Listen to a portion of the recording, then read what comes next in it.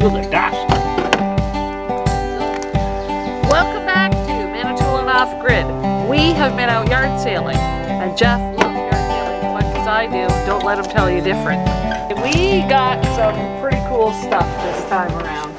Don't think my tank's very good. I looked inside now and it looks pretty rusty. Oh no. Yeah. I'll have to clean it out somehow. So this was free. My Just the gloves, boxes of hangers. different sizes of hangers. All different Buckets and quarter things with legs. And yeah. do we have 4 of those? Can we actually build a table, or can we only build a 3-legged table? Yeah, so that was nice. That was a free box. And picked up one of these stools. Rickety old stool. It's fairly rickety, but it's going to be fantastic for my work. I do a lot of painting and things like that, so that'll be great for that. Got these things. A couple of chairs. We gotta figure out Price fishing. yeah, perfect. Really super light, weigh almost nothing. So Throw 'em in those the things sled. are great for towing out on the ice. From the same place, we got this one as well. Jeff wanted some super light chair for what do you want? Hunting and hunting blinds and stuff. Oh, hunting blinds and stuff, because it weighs almost nothing too. Oh my, how many chairs did we get? And then we got these folding chairs, which are nice, they're decent chairs, in really good condition. $10 for the pair. $10 for the pair, so we're gonna just put those up on the deck or in the bunkie or something like that, so that people can just pull out some chairs when they want to sit down. This Brand new old Coleman stove. yeah, you gotta take a closer look at this. Yeah, brand new. You paid $30. $30. It is clean as a whistle. It's a 100-year-old The lighter's as old as lighter. Steve. Holy. No safety features. Stick on your there. hand on there, see if it's I sparking. don't want to. Come No. on. Oh, you didn't. I don't know. It's not working. 2 boat seats. They're in pretty decent condition. You can never have too many boat seats. Never have too many? No, I need them. Yeah. You can Don't never just have. buy them. Just You can never have too many. What kind of comment is that? We just buy boat seats because you can't have too many. A couple of just little plastic folding tables.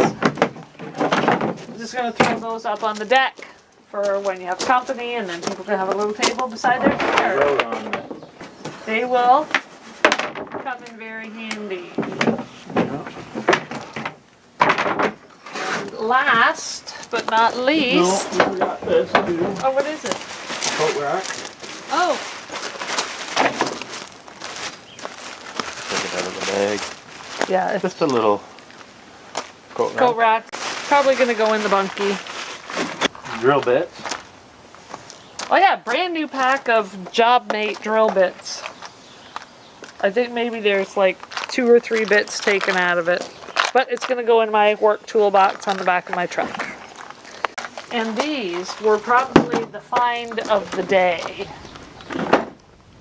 These snowmobile helmets. $5. $5 each. This one, the guy said, has been worn twice. Brand new inside. But yeah, these are good they'll be perfect for on the sled in the wintertime. With the full face, help keep you warm and the wind off.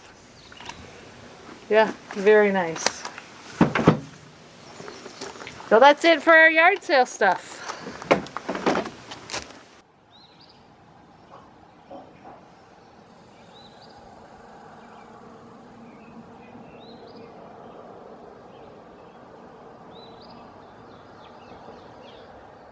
I want to get some rhubarb processed for jam I'm going to make later on in the season, because we won't have enough strawberries from our patch.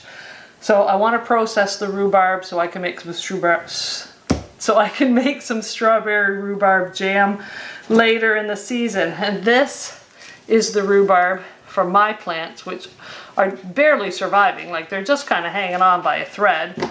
And this is some rhubarb that I found growing down in the ditch. From, we don't know where it came from, it just started growing there. But look at the size of these things, and the leaves are like this. They're so massive. I've never seen rhubarb like this before. It's just gigantic. This will be enough, just this one will be enough for all my jam. And then the rest I'm just going to make a strawberry rhubarb cake for dessert today. Hair up so it doesn't get in any of the food, because, you know, nobody wants hair in their food. I can't get over the enormity of this thing. So just cut off the ends of these big ones.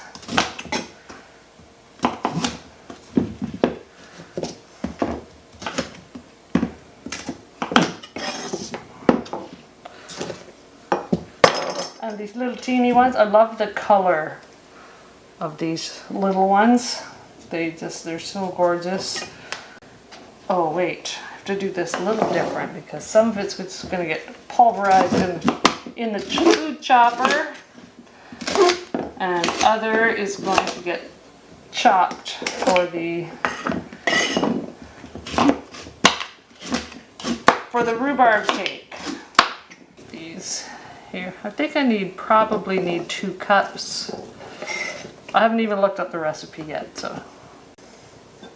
I remember as a kid, we used to just go right straight up to the strawberry patch, or the rhubarb patch, pick off a nice, young, juicy one, run back to the house, just grab the sugar bowl, and just dip it right in the sugar bowl, and just eat it. I don't know if I could do that now anymore. That seems like a little woo. But yeah, it was quite a treat when we were kids. There we go. That's 2 cups for the cake. And then this, we're just going to process in the food processor. This processed up, see how much we get. I think I'd like to have 4 cups.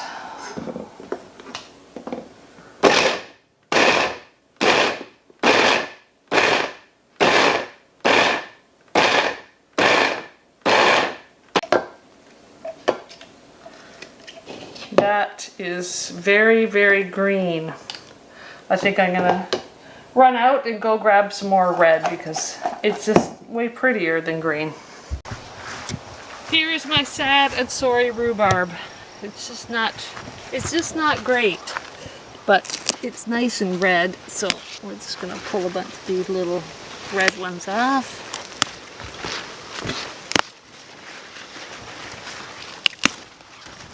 There we go. Look at that color. Quick rinse in the sink. They're not sprayed with anything, so make sure there's no dirt on them. I'm going to set some of these here to add to the stuff for the rhubarb cake.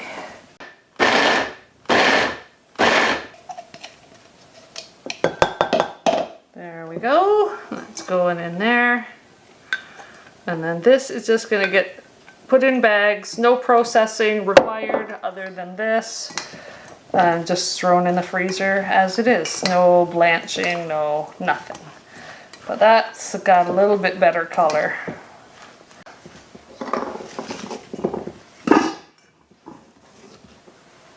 I would like to say a quick hello to my grandchildren, Carter, Miller, Amelia, and Scotty, in that order. Carter's the oldest, then Miller, and then Amelia, and then Scotty. I'm so happy to have these grandchildren. They are just an absolute joy. Let's find a recipe for rhubarb cake. I imagine it's not difficult. Rhubarb cake. Here's one. Oma's rhubarb cake. That's all recipes. I use all recipes all the time because they are just a great resource for any kind of recipe. Well rated, user tested kind of thing. 2 cups flour, 1 1/4 cups white sugar, 1 teaspoon of baking soda, half a teaspoon of salt, 2 large eggs. Oh, I don't have sour cream. Let's try this one. Oh, here's one that requires buttermilk. Buttermilk I have. 1 1/2 cups of brown sugar, 2/3 cup of oil, 2 large eggs, 1 cup of buttermilk, 1 teaspoon of salt, 1 teaspoon of baking soda, vanilla, 2 1/2 cups of all-purpose flour, and 3 cups of rhubarb, and 1/4 cup of granulated sugar. Here's a large bowl. Mix of brown sugar. It's so typical. Add vanilla, whisk combine, stir in the flour. Fold in diced rhubarb. Pour batter into the pair baking dish. Sprinkle with sugar and bake for 45 minutes. Baking soda. My brother Martin's homemade vanilla. Brown sugar. 2 eggs. They are very large eggs too. Salt. All-purpose flour and rhubarb. Ooh, running low on flour. I am going to use half oil and half butter. 1 1/2 cups of brown sugar. It sounds like a lot, doesn't it? And we're going to do the oil. And then melted butter because I don't have softened butter. Vanilla. Oh, it smells so good.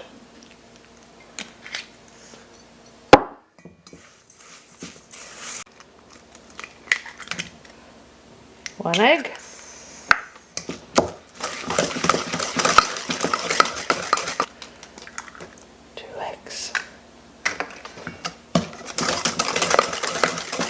One cup of buttermilk. So, oops, I'm going to use regular milk.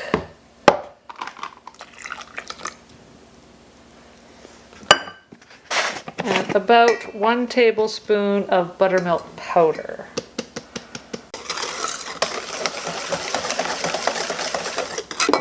One teaspoon of salt. 1 teaspoon of baking soda.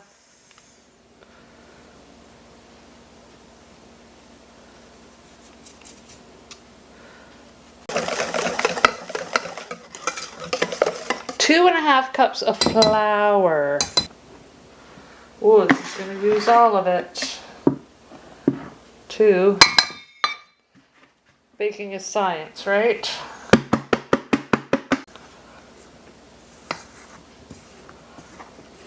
And just before it's all combined, add the rhubarb.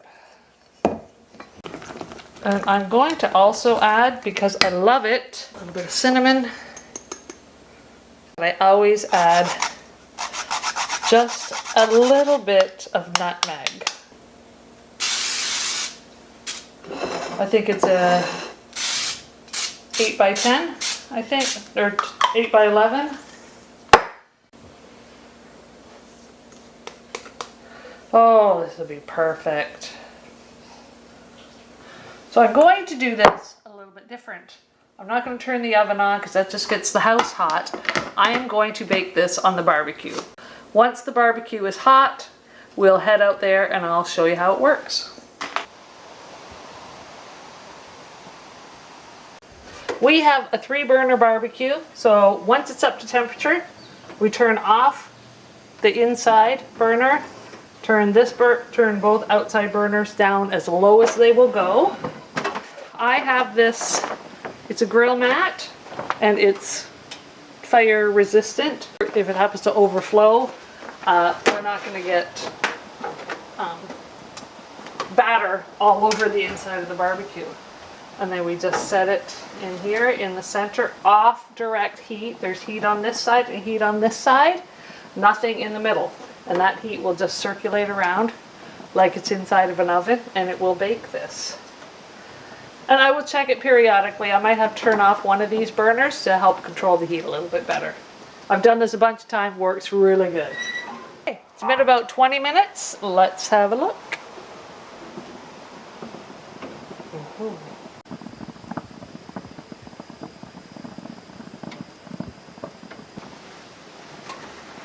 Gently.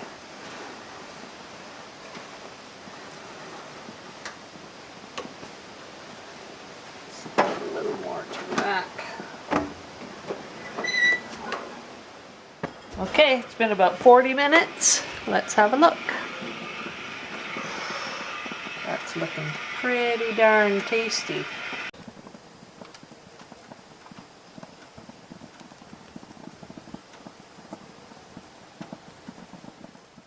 Okay, we're at the 45-minute mark. Let's have another look. Oh, it's done. Look how beautiful it is. Turn that off. Turn that off.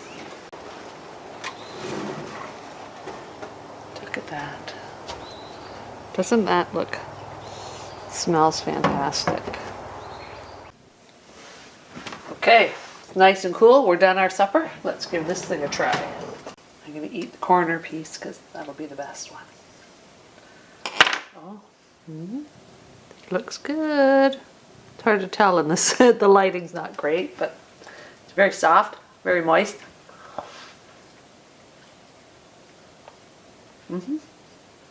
Good stuff.